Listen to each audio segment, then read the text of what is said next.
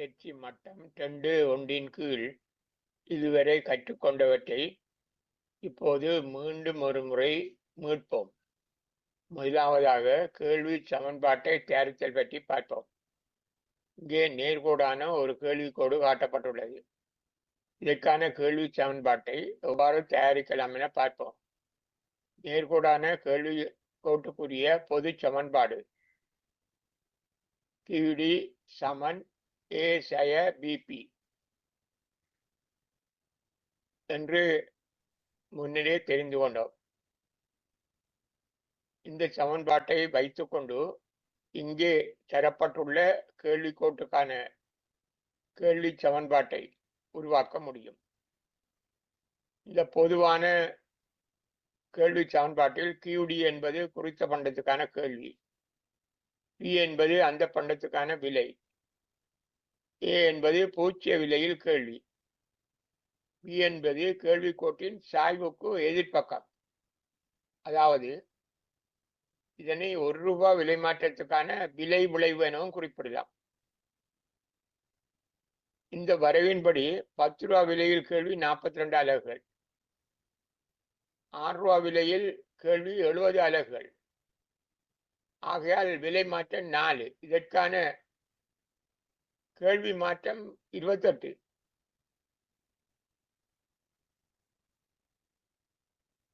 அப்போ ₹4 விலை விளைவு 28,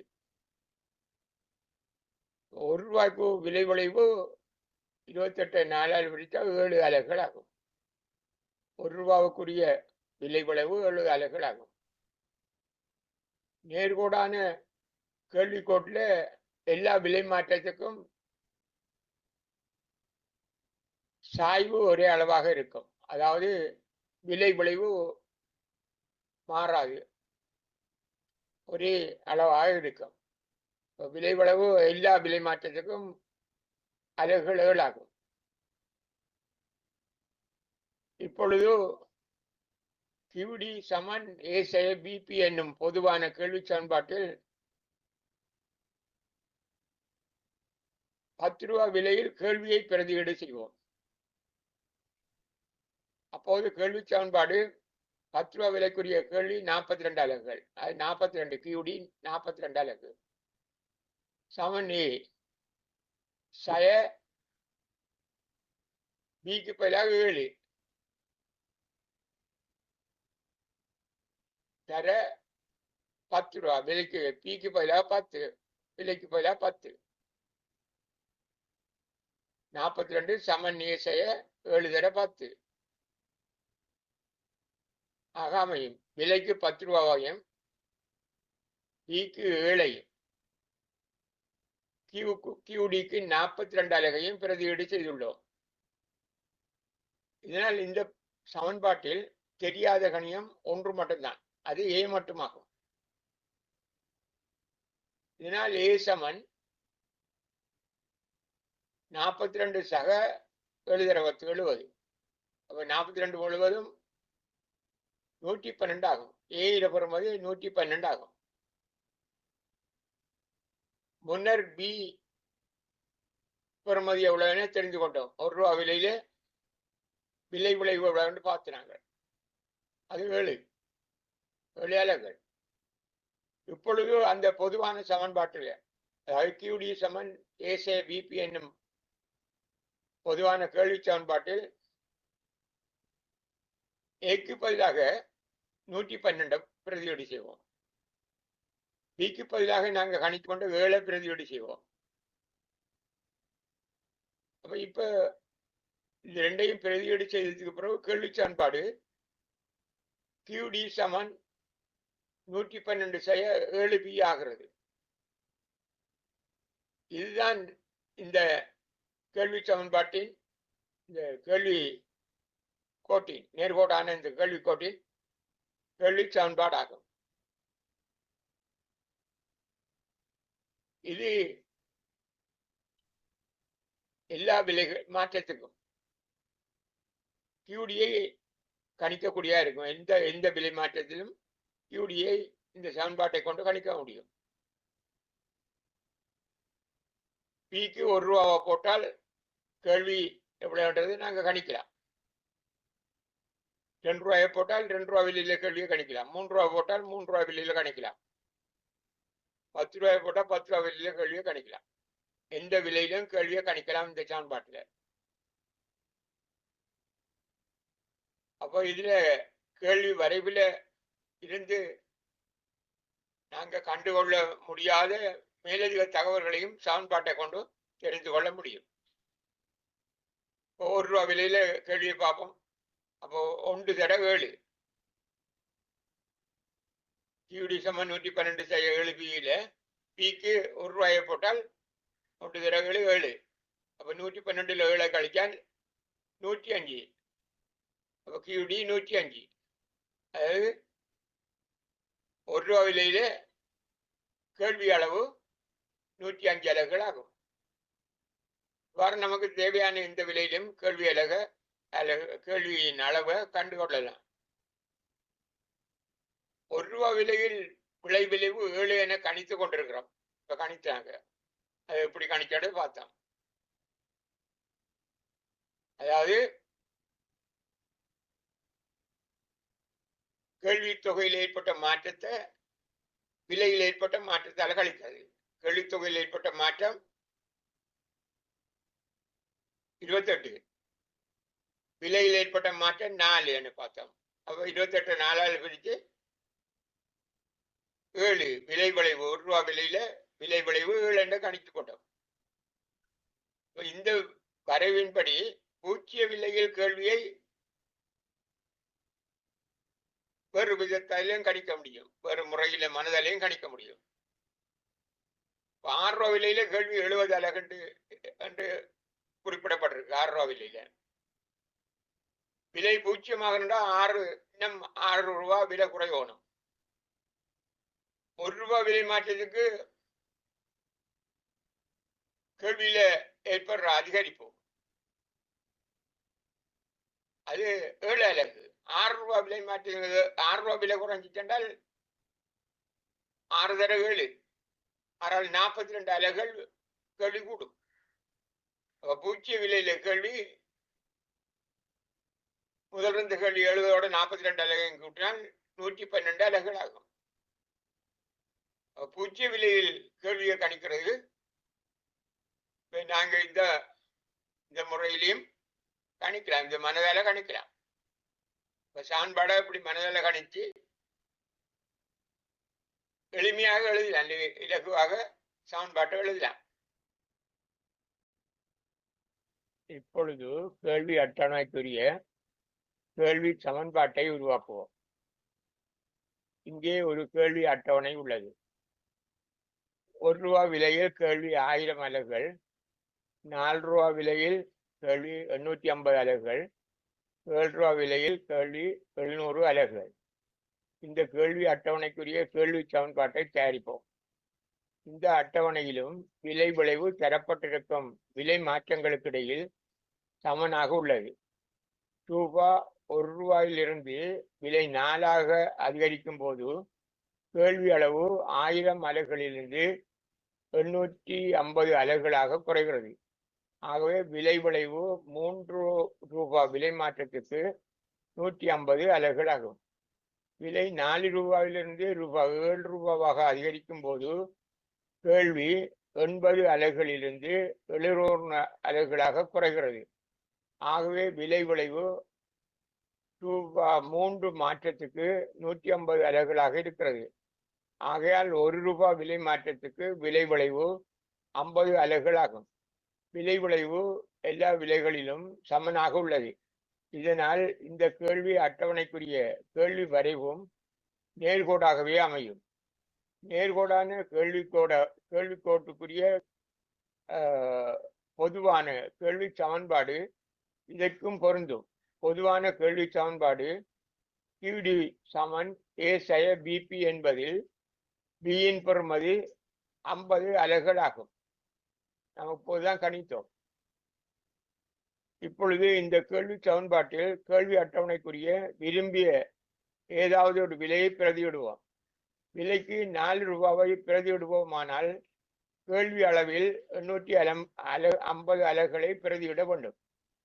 அப்போது கேள்வி சமன்பாடு 850 சமன் A சய 50 4 P. Pக்கு 4 ரூபாவையும் QDக்கு 850ஐயும் Bக்கு 50ஐயும் பிரதியிட்டுள்ளோம். இப்போது பிரதியிட்டுள்ள 850 சமன் A சய 50 4 ஆகிய இந்த சமன்பாட்டில் தெரியாத கணியம் A மட்டுமாகும். 850 சமன் A சய 200 என்பதிலிருந்து ஏயின் பெறுமதியையும் கணித்தறியலாம். A என்பதிலிருந்து 50 4 200ஐ கழித்த போது 850க்கு சமனாக இருப்பதால் ஏயின் பெறுமதி 850 சக 200 1050 ஆகும். QD சமன் A சய BP என்னும் பொதுவான நேர்கோட்டு கேள்வி சமன்பாட்டில் Aக்கு 1050ஐயும் Bக்கு 50ஐயும் பிரதியீடு செய்தால் இந்த கேள்வி அட்டவணைக்குரிய கேள்வி சமன்பாடு QD சமன் 1050 சய 50 P ஆகும். இந்த சமன்பாட்டில் உள்ள Aயை மற்றொரு முறையில் மனதாலும் கணிக்கலாம். 1 ரூபாய் விலை மாற்றத்துக்கு விலை விளைவு 50 அலகுகளாக இருக்கும் போது கேள்வி அட்டவணையில் 1 ரூபாய் விலையில் கேள்வி 1000 அலகுகளாக இருக்கின்றது. விலை 0 ஆவதற்கு இன்னும் 1 ரூபாவால் விலை குறைதல் வேண்டும். 1 ரூபாய் குறைந்தால் கேள்வி 50 அலகுகளால் அதிகரிக்கும். ஆகவே பூச்சிய விலையில் கேள்வி 1050 அலகுகள் ஆகும். இப்பொழுது நாம் இங்கே காட்டப்பட்டிருக்கின்ற நேர்கோடான கேள்வி வரைவுக்கு உரிய கேள்வி சமன்பாட்டை மிகவும் இலகுவாக எளிமையாக எவ்வாறு தயாரிக்கலாம் என்பதை நான் உங்களுக்கு புரிந்து கொள்ள செய்கிறேன். இங்கே பாருங்கள், நேர்கோடான கேள்வி வரைவு. 8 ரூபா விலையில கேள்வி 800 அலகுகள், 6 ரூபா விலையில கேள்வி 1000 அலகுகளாக அதிகரிக்கிறது. 8 ரூபாயிலிருந்து 6 ரூபாய் ஆகிற நேரம் 800 அலகுகளிலிருந்து 1000 அலகுகளாக அதிகரிக்கிறதாக இந்த வரைவின்படி இருக்குது. விலை மாற்றம் 2, கேள்வி தொகை மாற்றம் 200. விலை விளைவு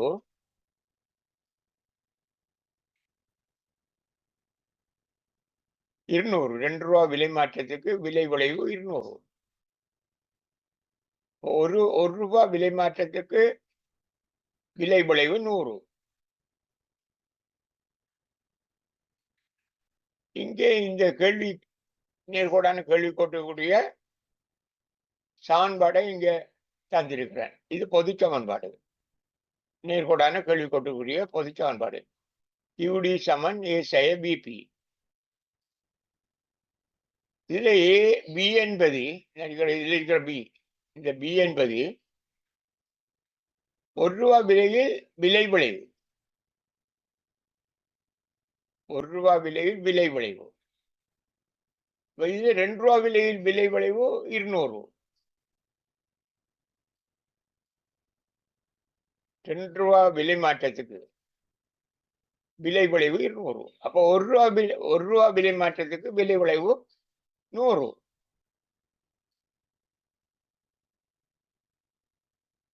அப்போ 1 ரூபாய் விலை மாற்றத்துக்கு விலை விளைவு 100 என்றால் B சமன் 1 ரூபாய் விலையில் விலை விளைவு. அப்போ B சமன், இதில் இருக்கிற B சமன் 100 தான். B சமன் 100. B சமன் 100. இதை கண்டுட்டோம். B சமன் 100. இந்த விலை விளைவானது நேர்கோடான கேள்விக்கோட்டில் எந்த விலை மாற்றத்துக்கும் 100 தான். எவ்வாறு விலை மாறினாலும் விலை மாற்றத்துக்கு விலை மாற்றத்துக்கு விலை விளைவானது சமனாக இருக்கும். அதாவது அது கணிதத்திலே கணித முறையின்படி சாய்வுக்கு எதிரானது டெல்டா கியூவின் கீழ் டெல்டா பி என்பது எந்த ஒரு விலை மாற்றத்துக்கும் சமனாக இருக்கும். சாய்வு அதாவது ₹1 விலை மாற்றத்துக்கு ₹1 விலை மாற்றத்துக்கு விலை விளைவு 100 இல்லை. அந்த 100 தான் பி. ₹1 விலையில் பி என்பது பி சமன் ₹1 விலையில் விலை விளைவு. அது பிய கண்டம் பி சமன் இந்த பொது சமன்பாட்டுக்கு இருக்கிற வீர பெறுமதியை நாங்க 100 என கண்டுட்டோம். இப்படியான இந்த கேள்வி கோட்டில விலை விளைவு எல்லா விலை மாற்றத்துக்கும் ₹1 விலை மாற்றத்துக்கு 100 தான். ஆகவே 6ல இருந்து 0 விலை குறையுமாக இருந்தால் ₹1 விலை மாற்றத்துக்கு 100 குறையும். கூடு 100 அலகுகள் கூடும். ₹1 விலை குறைய 100 அலகு கூடும். அப்ப ₹6 விலை குறைய 600 அலகு கூடும். அப்ப 1000 இருந்த கேள்வி 1600 வரும். இவ்விடத்துல கேள்வி 1600 அலகுகள். பூச்சிய விலையில கேள்வி 1600 அலகுகள். பூச்சிய விலையில் கேள்வி ஏ என்பது இந்த சமன்பாட்டில் ஏ என்பது பூச்சிய விலையில் கேள்வித்தொகை, சைபர் விலையில கேள்வித்தொகை. அப்ப சைபர் விலையில் கேள்வித்தொகை தான் இப்ப நாங்க பார்த்தோம். 6 விலை மாற்றத்துக்கு விலை விளைவு 600. ஆகவே பூச்சிய விலையில் கேள்வி 1000 சக 600 1600 இடத்துல 1600. பூச்சிய விலையில் கேள்வி 1600. அப்ப ஏ சமன் 1600. ஏ சமன் 1600. பூச்சிய விலையில் கேள்வி தான் ஏ சமன் 1600. பிய கண்டிருக்கம் 100, ஏன் கண்டிட்டம் 1600. அப்ப இந்த பொது சமன்பாட்டில் இது ரெண்டையும் பிரதியிடுவோம். இந்த பொது சமன்பாட்டில் இதை பிரதியீடு செய்வோம். பிரதியீடு செய்தால் ஏக்கு பதிலாக 1600 சேர்ப்போம். ஏக்கு பதிலாக 1600, பிக்கு பதிலாக 100 சேர்ப்போம். மற்றது அப்படியே எடுக்கணும். கியூடி சமன் 1600 செய்ய 100 பி. இதுதான் இந்த வரைவுக்குரிய நடிக்கிற வரைவுக்குரிய கேள்வி சமன்பாடு. இது பொது சமன்பாடு, நேர்கோடான கேள்வி கோட்டுக்குரிய பொது சமன்பாடு. இது குறிப்பிட்ட இந்த பண்டத்துக்குரிய கேள்வி சமன்பாடு கியூடி சமன் 1600 பி. இந்த சமன்பாட்டை வச்சு கொண்டு நாங்க ஒவ்வொரு விலையிலும் கேள்வி அளவுகளை கணித்துக் கொள்ளலாம். இதில் பாருங்க, இந்த வரைவிலிருந்தே காணலாம். 9 விலையில விளையாண்டா இது 9 விலைக்கு நேர் நீட்டி இதை எடுத்தால் அப்போ ₹1 விலை மாற்றத்துக்கு 100 குறையும். அப்போ இதுல 700 இருக்கும். ₹1 விலை கூடனா 100. அப்ப இதுல நாங்க 9 விலை போட்டு பார்ப்போம். இந்த சமன்பாட்டில் பிஜி 100 தர 9 900.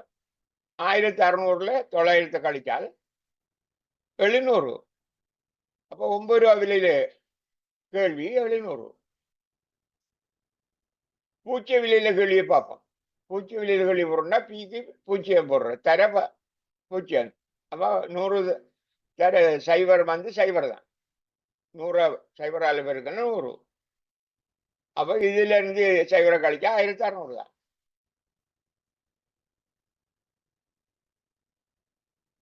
அப்ப ஏ சமன் 1600.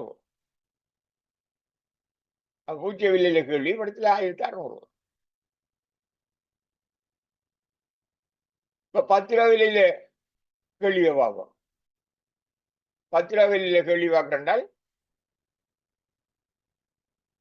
இந்த இதுக்கு 10 போடுவோம்.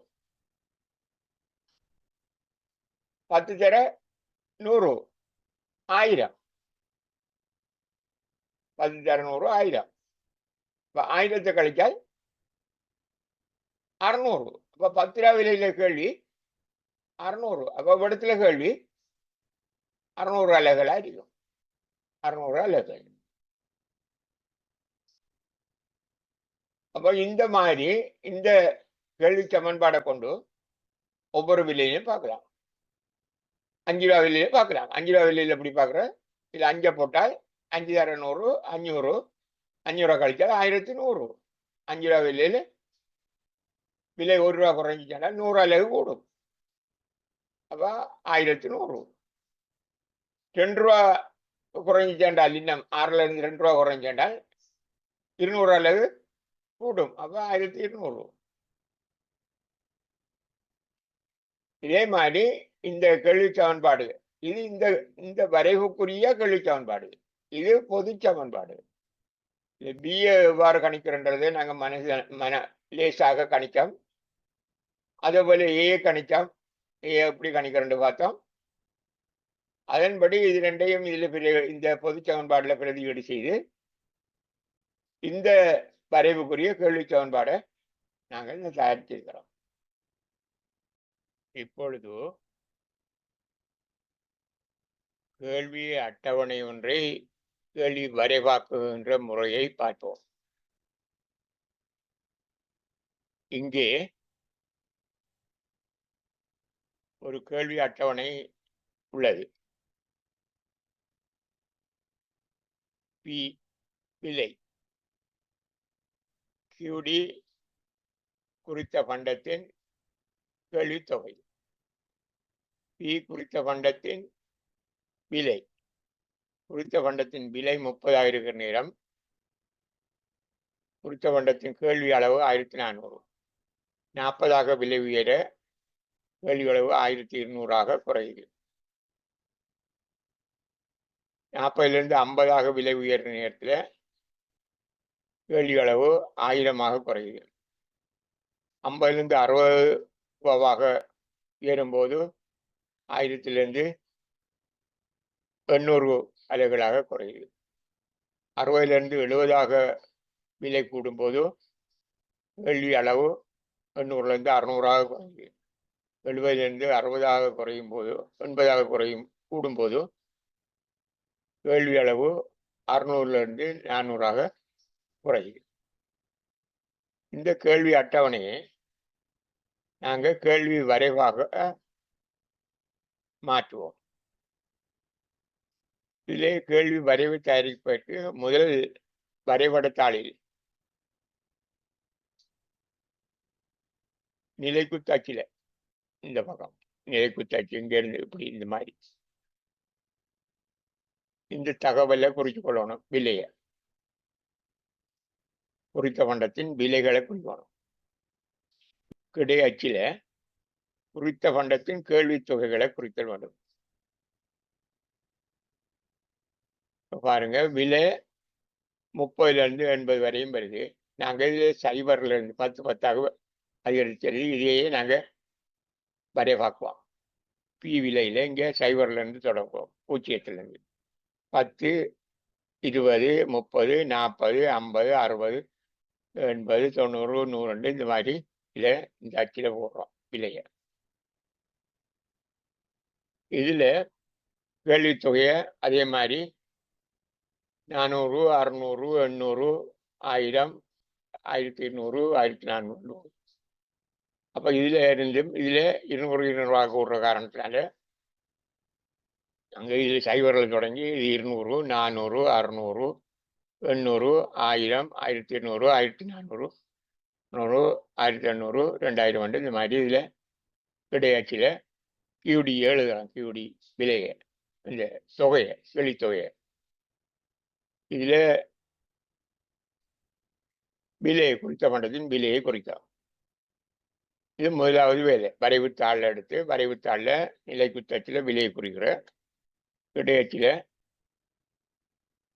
கேள்வித்தொகையை குறித்து கொள்றாரு. இனி அடுத்ததாக இதுல இந்த 30 விலைக்கு நேர 1400 புள்ளி வைக்கணும். 1400 இங்க இருக்கு பாருங்க, கேள்வி அளவு இங்க 30 இதுல புள்ளி வச்சு குறிக்கணும். 1400க்கு வேண்ட இந்த இடத்துல புள்ளி வைக்கணும். அப்புறம் 40க்கு நேர 1200ல புள்ளி வைக்கணும். 1200 இங்க இருக்கு, 1200 இடத்துல புள்ளி வைக்கணும். ஒரு 50க்கு நேர 1000ல புள்ளி வைக்கணும். 50க்கு நேர 1000 தொழிலாளருக்கு நேர புள்ளி வைக்கணும். 60க்கு நேர 800க்கு நேர புள்ளி வைக்கணும். இங்க பாருங்க, 800க்கு நேர 60ல புள்ளி வைக்கணும். 70க்கு நேர 600ல புள்ளி வைக்கணும். 600 இங்கே அதுல இடத்துல புள்ளி வைக்கணும். மற்றது 400க்கு நேர 80ல புள்ளி வைக்கணும். இடத்துல புள்ளி வைக்கணும். அப்ப இது இந்த 2வது வேலை இந்த வரைவில் இந்த குறிக்க சொன்ன இடங்கள்ல புள்ளி வைக்கணும். புள்ளி வச்சால் அப்படி கொண்டதை நான் காட்டுறேன். 1400க்கு நேர 30 விலையில 1040க்கு நேர 1800, 50க்கு நேர 1000 புள்ளி, 60க்கு நேர 800, 70க்கு நேர 60, 70க்கு நேர 600, 80க்கு நேர 400. இதில் இருக்கிற தகவல்களை அப்படியே இதில் புள்ளி வச்சோம். இனி அடுத்ததாக நாங்கள் இந்த புள்ளி வச்சதுகளை கோடால இணைக்கணும். இது இதை இணைக்கணும். இந்த கோட்டை இது இப்போ பார்த்து தெரியும், ஒரே அளவான விலை விளைவு ஒரே அளவாக இருந்தால் நேர்கோட்டைத்தான் வரும், கேள்விக்கோடு. ஆகவே இவ்வளவு புள்ளியையும் இணைச்சால் நேர்கோட்டு தான் வரும். இந்த கோட்டை நாங்கள் நீட்டலாம். வேணுமெண்டா இங்கே இவ்வளவுக்கு போகணுமோ இங்கே வரையும் நீட்டலாம். அதை நீட்டு அந்த கேள்விக்கோட்டை கீறினால் இணைச்சால் எப்படி இருக்கின்றது இப்போ பாருங்க. கேள்விக்கோட்டை நான் நினைச்சிருக்கிறோம். கேள்விக்கோடு இது ஆழ்ச்சி, இது நேர்கோடான கேள்விக்கோடு. இது இந்த பண்டத்துக்குரிய இந்த அட்டவணைக்குரிய கேள்விக்கோடு.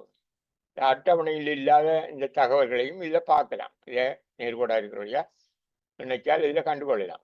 பாருங்க, இதில் 30 ரூபா விலையில கேள்வி இருக்கின்றால் 35 ரூபா விலையிலையும் கேள்வி பார்க்கலாம். 35 இடத்துல இதில் 10 புள்ளி இருக்க வேண்டால் இந்த கோடுகள் இதை இடத்துல 35 போட்டு இதை நினைச்சால் இடத்துல புள்ளி வச்சு இதை நினைச்சால் 1300, 35 ரூபா விலையில் 1300 வேண்டாம். இதில் 75 ரூபா விலை 65 ரூபா விலையில் பார்க்கணும் என்றால் இதில் இடத்துல 65க்கு நேர அதில் புள்ளி வச்சு கூட போட்டு இடத்துல புள்ளி வச்சு இதை நினைச்சால் 600, 700க்கும் இடையில் 800க்கும் இடையில் 700 இருக்கும். 700 கேள்வியாக இருக்கும், கேள்வி அளவு. இதுக்கு இல்லாத இதையும் காணலாம். இந்த மாதிரிங்க 900க்கு நேர 90க்கு நேர 200 கேள்வி, 1000ல் 100 ரூபாய்க்கு கேள்வியே இல்லை, பூஜ்ஜியம் கேள்வி, பூஜ்ஜியம். இப்போ இதில் இல்லாத தகவல்களையும் இந்த வரைவில் இந்த அட்டவணையில் இல்லாத தகவல்களையும் இந்த வரைவில் கண்டுகொள்ளலாம். ஒரே பார்வையில் எல்லாத்தையும் இதில் பார்க்கக்கூடிய இருக்கும். அட்டவணையை பார்க்க வரைவு ஒரு தகவல்களை கூட பெற்றுக்கொள்ளக்கூடிய ஒரு கருவி ஆகும்.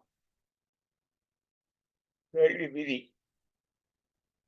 தரப்பட்ட குறிப்பிட்ட சந்தர்ப்பம் ஒன்றில் கேள்வியை பாதிக்கும் ஏனைய காரணிகள் மாறாமல் நிலையாக இருக்கும் சந்தர்ப்பத்தில் குறிப்பிட்ட பண்டத்தின் விலைக்கும் அதன் கேள்வித் தொகைக்கும் இடையே காணப்படும் எதிர்க்கணிய தொடர்பு கேள்வி விதி என குறிப்பிடப்படும். 10 ரூபா விலையில் கேள்வி 500 அலகுகள் என சொன்னால் அது குறிப்பிட்ட சந்தர்ப்பத்தில் கேள்வியை நிச்சயிக்கும் பிரதியீட்டு பொருட்களின் விலை, நிரப்பு பொருட்களின் விலை, நுகர்வோர் வருமானம், நுகர்வோர் சுவை, எதிர்பார்க்கைகள், சனத்தொகை எண்ணிக்கை, வேறு ஏனைய காரணிகள் ஆகியவை மாறாது நிலையாக இருக்கும் போது குறித்த பண்டம் ஒன்றில் கொள்வனவு செய்ய சித்தமான அளவு என்பது கருத்தாகும். 10 ரூபா விலையில் கேள்வி 500 அலகுகள் என சொன்னால் அது குறித்த பண்டம் ஒன்றில் கொள்வனவு செய்ய சித்தமான அளவு என்பது கருத்தாகும். கேள்வி என்பது கொள்வனவு செய்ய தீர்மானித்த அளவு என்பது கருத்தாகும். குறித்த கால பகுதி ஒன்றுக்குள் பண்டம் ஒன்றின் கேள்வியை நிச்சயிக்கும் ஏனைய காரணிகள் மாறாமல் நிலையாக இருக்கும் போது, ஏனைய காரணிகள் என்றால் பிரதியீட்டு பொருட்களின் விலை, நிரப்பு பொருட்களின் விலை, நுகர்வோர் வருமானம், நுகர்வோர் சுவை, எதிர்பார்க்கை, சனத்தொகை எண்ணிக்கை, இன்னும் வேறு காரணிகள் மாறாம நிலையாக இருக்கும் போது குறித்த பண்டத்தின் விலை கூட கொள்வனவின் அளவை குறைப்பதும், விலை குறைய கொள்வனவின் அளவை கூட்டுவதுமான மனித விருப்பத்தின் பொதுவான இயல்பு கேள்வி விதி என குறிப்பிடப்படும்.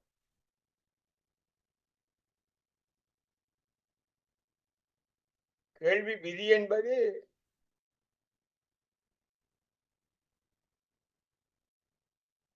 மனித விருப்பத்தின் பொதுவான இயல்பு கேள்வி விதி என குறிப்பிடப்படும். மனிதர்கள் கொள்வனவு செய்ய சித்தமான அளவு தொடர்பான பொதுவான இயல்பு கேள்வி விதி என குறிப்பிடப்படும். அதனை நாம் இவ்வாறும் சொல்லலாம். தரப்பட்ட குறிப்பிட்ட சந்தர்ப்பம் ஒன்றில் கேள்வியை பாதிக்கும் ஏனைய காரணிகள் மாறாத நிலையில் குறிப்பிட்ட பண்டத்தின் விலைக்கும் அதன் கேள்வித் தொகைக்கும் இடையே காணப்படும் எதிர்க்கணிய தொடர்பு கேள்வி விதி என அழைக்கப்படும். எதிர்க்கணிய தொடர்பு என்றால் விலை கூட கேள்வி அளவு குறைகிறது, விலை குறைய கேள்வி அளவு கூடுகிறது. எதிர்க்கணிய தொடர்பு கேள்வி விதி என குறிப்பிடப்படும். கிவன் பண்டங்களின் விலை மாற்றத்தின் போதும் காட்சி பண்டங்களின் விலை மாற்றத்தின் போதும் கேள்வி விதிக்கு முரணான விலை விளைவை காண முடியும். இப்பண்டங்களின் விலை கூடும்போது கேள்வித்தொகை கூடுவதும், விலை குறையும் போது கேள்வித்தொகை குறைவதும் விலை விளைவாகும். விலைக்கும் கேள்வித்தொகைக்கும் இடையே நேர்க்கணிய தொடர்பு காணப்படும். இதனால் கேள்விக்கோட்டின் வடிவமானது கீழிருந்து மேல் நோக்கி செல்லும். கிவன் பண்டம் என்பது இழப்ப பண்டமாகும். காட்சி பண்டம் என்பது அந்தஸ்தை கூட்டி காட்டுகின்ற பொருளாகும். இந்த இரு பண்டங்களும் கேள்வி விதிக்கு முரணான தன்மையை வெளிப்படுத்தும் பண்டங்களாகும். சாதாரண பண்டங்களுக்கான விலை விளைவு எதிரானது. விலை கூட கேள்வி குறையும், விலை குறைய கேள்வி கூடும். இது எதிரான விளைவு. கிவன் பண்டத்துக்கும் காட்சி பண்டத்துக்குமான விலை விளைவு நேராகும். அதாவது விலை கூட கேள்வி கூடும், விலை குறைய கேள்வி குறையும்.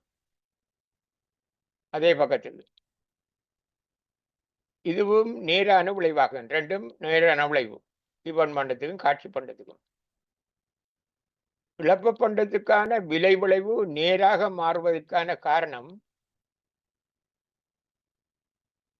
விலை மாற்றத்தின் போது மெய் வருமானத்தில் ஏற்படும் மாற்றமாகும்.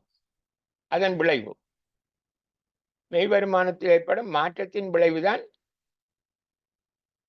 இழப்ப பண்டத்துக்கான விலை விளைவு நேராக மாறுவதற்கு காரணம். அதனை நாங்கள் முன்னரும் விளக்கியுள்ளோம். காட்சி பண்டத்தின் விலை விளைவு நேராக மாறுவதற்கான காரணம்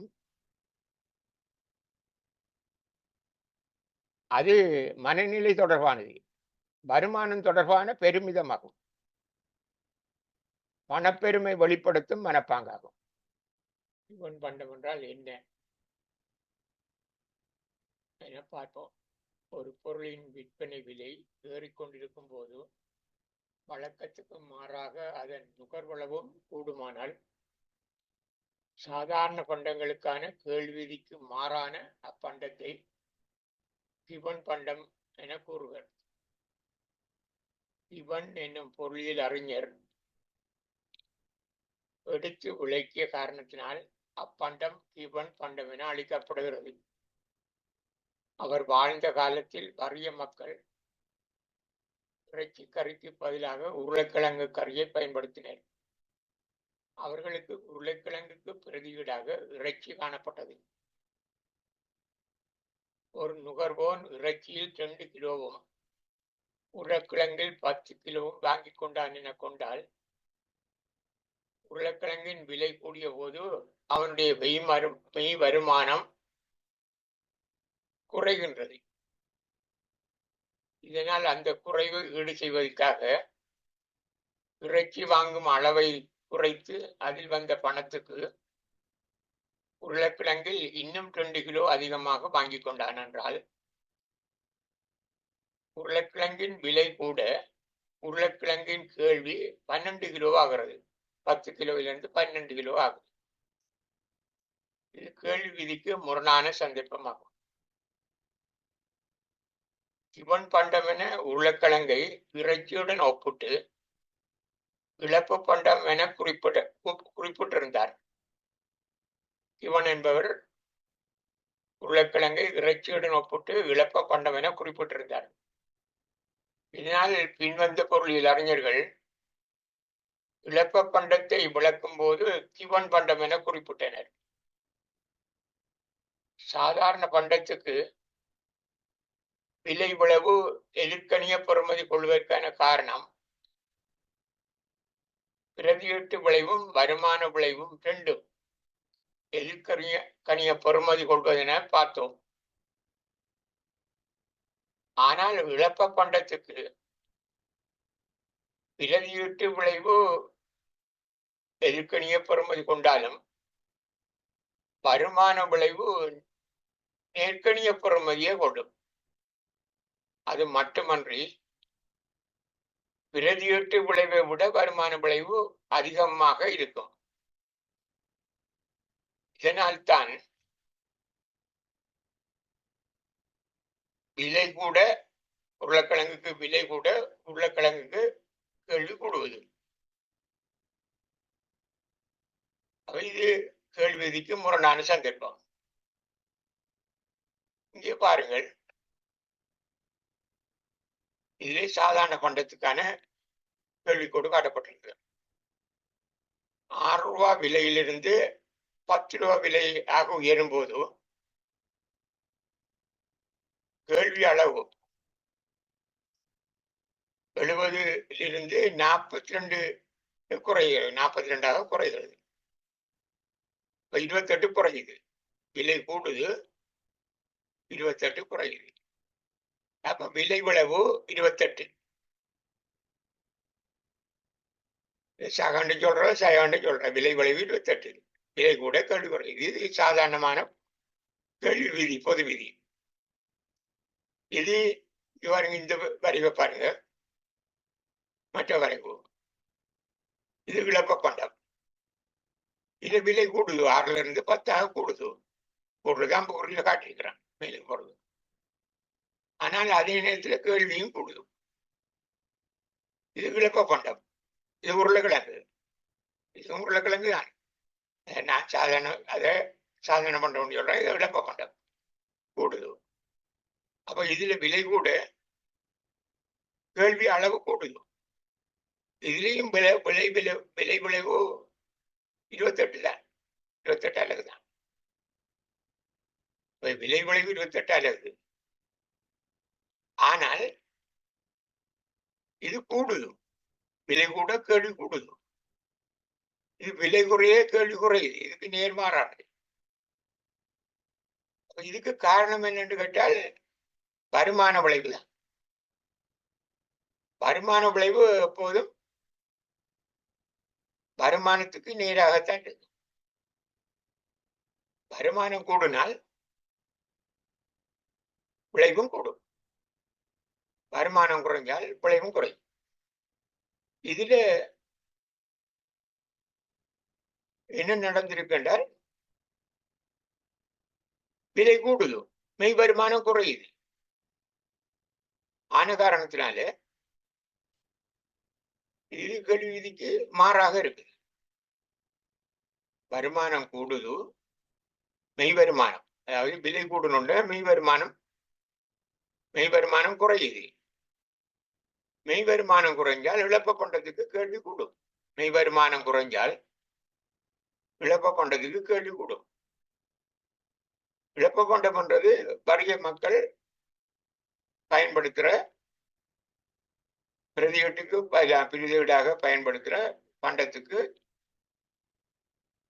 உரிய கூடுதலாக பயன்படுத்துகிற பண்டம். இதுல உருளைக்கிழங்கை உரைக்கின்றன. உருளைக்கிழங்கு இழப்பு பண்டம், இறைச்சி மதிப்பு பண்டம், மவுசு பண்டம். அப்ப இரண்டுக்கும் இடையில வித்தியாசம் விலை விளைவு ரெண்டு ஒன்று தான், 28. இதுலயும் 28 தான். ஆனால் ரெண்டு மாறு, இது குறையுது, இது கூடுது. இது கூடுறதுக்கு காரணம் வருமான விளைவு நேர்பெறுமதி கொண்டது. பாருங்க, வரைவை பாருங்க. இது சாதாரண பண்டம், இது இழப்ப பண்டம். இதுலேயும் விலை கூடுது, இதுலேயும் விலை கூடுது. 50 காட்டிருக்கிறோம். சாதாரண பண்டத்துக்கு விலை கூட கேள்வி அளவு குறையுது. இழப்ப பண்டத்துக்கு விலை கூட கேள்வி அளவு கூடுது. ரெண்டுக்கும் காரணம், வித்தியாசத்துக்கு காரணம் இது சாதாரண பண்டம், இது இழப்ப பண்டம். அப்ப இதுக்கான காரணம் சாதாரண பண்டத்துக்கு விலை விளைவு எதிர்கணிய பொறுமதி கொள்வதற்கான காரணம் பிரதியீட்டு விளைவும் வருமான விளைவும் எதிர்கணிய பொறுமதி கொள்வது. இரண்டுக்கும் விளைவு ரெண்டும் எதிர்கணிய பொறுமதி தான். ஆனால் இழப்ப பண்டத்துக்கு பிரதியீட்டு விளைவு எதிர்கணிய பொறுமதி கொண்டாலும் வருமான விளைவு நேர்கணிய பொறுமதி கொள்ளும். அது மட்டுமன்றி அந்த விளைவு பிரதியீட்டு விளைவை பார்க்க கூடுதலா இருக்கும். வருமான விளைவு அதிகமான பொறுமதி கொள்வதுதான் இதுக்கு காரணம். கேள்விக்கு முரணான சந்தர்ப்பம் இழப்ப பண்டது. இழப்ப பண்டது தான் கிபன் பண்டம் என்று சொல்றது. கிபன் என்னும் பொருளியல் அறிஞர் இந்த இழப்ப பண்டத்தை விளக்கி இருந்த காரணத்தினாலே பின்வந்த பொருளியல் அறிஞர்கள் இழப்ப பண்டத்தை கிபன் பண்டம் என்று குறிப்பிடுகிறார்கள்.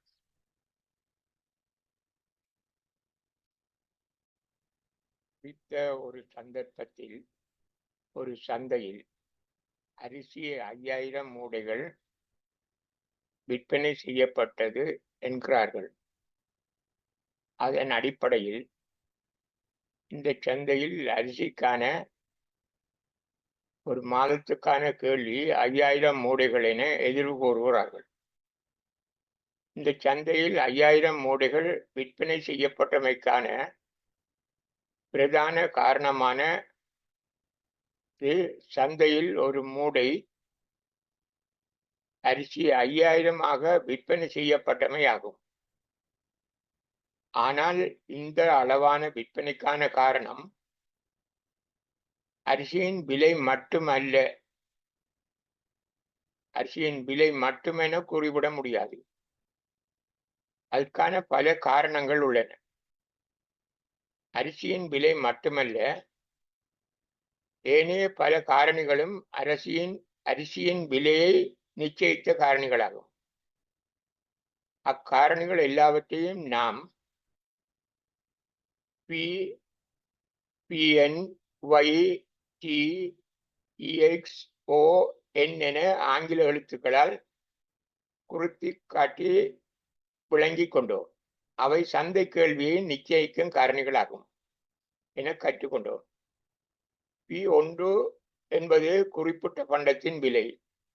Pn என்பது தொடர்புடைய ஏனைய பண்டங்களின் விலைகள், அதாவது 18 பொருட்கள் நிரப்பி பொருட்களின் விலைகள்.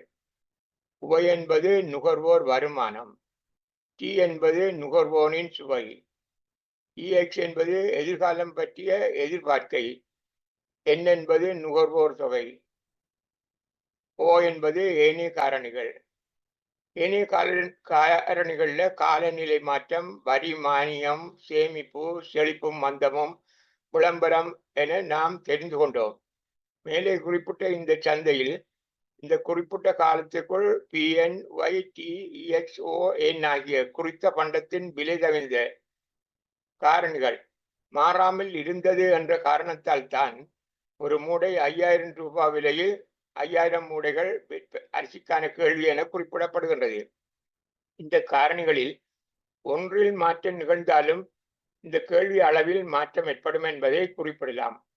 உதாரணமாக, இப்போது அரசு நாட்டில் உள்ள வறிய மக்கள் எல்லோருக்கும் உலக உணவு பொதியுடன் அவர்கள் தேவைக்கு அவசியமான அளவுக்கு இலவசமாக அரிசியை வழங்கினால் சந்தையில் அரிசிக்கான கேள்வி 5000 மூடைகளாக இல்லாது குறைவடைய முடியும். இன்னும் ஒன்றை எடுப்போம். இப்போது பானையின் விலை வெகுவாக குறைந்ததாக எடுத்துக்கொண்டால், ஒரு நேரத்துக்கு மக்கள் பானை வாங்கி உண்ணத் தொடங்கினால் அரிசியின் கேள்வி 5000 மூடைகளாக இல்லாது குறைவடைய முடியும். மற்றொரு காரணியை எடுப்போம். வெள்ளத்தால் வேளாண்மை விவசாயம் பாதிக்கப்பட்டமையால் அரிசி உற்பத்தி குறைந்தமையால் அரிசிக்கு இனிமேல் விலை உயரும் என மக்கள் எதிர்பார்ப்பார்களானால் இப்போது அரிசியில் இன்னும் அதிகமாக வாங்கி சேமிக்க தொடங்குவார்கள். அதனால் அரிசிக்கான கேள்வியை அதிகரிக்க முடியும். எனவே அரிசியின் கேள்வியானது அரிசியின் விலையில் மட்டுமன்றி அரிசியின் கேள்வியை பாதிக்கக்கூடிய ஏனைய காரணிகளிலும் தங்கியிருப்பதை உணரலாம். குறித்த சந்தர்ப்பத்தில் குறித்த பொருளுக்கான கேள்வியானது குறித்த பண்டத்தின் விலையில் மட்டுமன்றி குறித்த பண்டத்தின் கேள்வியை பாதிக்கும் ஏனைய காரணிகளிலும் சார்ந்துள்ளது என்பதை காட்டுவதற்காகவே குறித்த பண்டத்தின் சந்தை கேள்வி சார்பு QD சமன் சார்பு P1, PN, YT, EXON என குறித்து காட்டப்படுகின்றது. கேள்வியை பாதிக்கும் ஏனைய காரணிகள் மாறாதிருக்க குறித்த பண்டத்தில் விலை குறையும் சந்தர்ப்பத்தில் அந்த பண்டத்தின் கேள்வி தொகையில் ஏற்படும் விலை விளைவு கேள்வி நீட்டம் என குறிப்பிடப்படும். விலை 8 ரூபாயிலிருந்து 6 ரூபாவாக குறையும் போது கேள்வி தொகை 800 அலகுகளிலிருந்து 1000 அலகுகளாக உயர்வடைதலானது கேள்வி நீட்டமாகும். வரைபடம் 1 கேள்வி நீட்டம் காட்டப்பட்டுள்ளது. கேள்வியை பாதிக்கும் ஏனைய காரணிகள் மாறாதிருக்க குறித்த பண்டத்தின் விலை கூடும் சந்தர்ப்பத்தில் அந்த பண்டத்தின் கேள்வி தொகையில் ஏற்படும் விலை விளைவு கேள்வி ஒடுக்கம் என குறிப்பிடப்படும். விலை ரூபாய் 6 10 உயரும் போது கேள்வி தொகையானது 70 42 குறைவடைகிறது. இது கேள்வி ஒடுக்கமாகும். வரைபடம் 2 கேள்வி ஒடுக்கம் காட்டப்பட்டுள்ளது.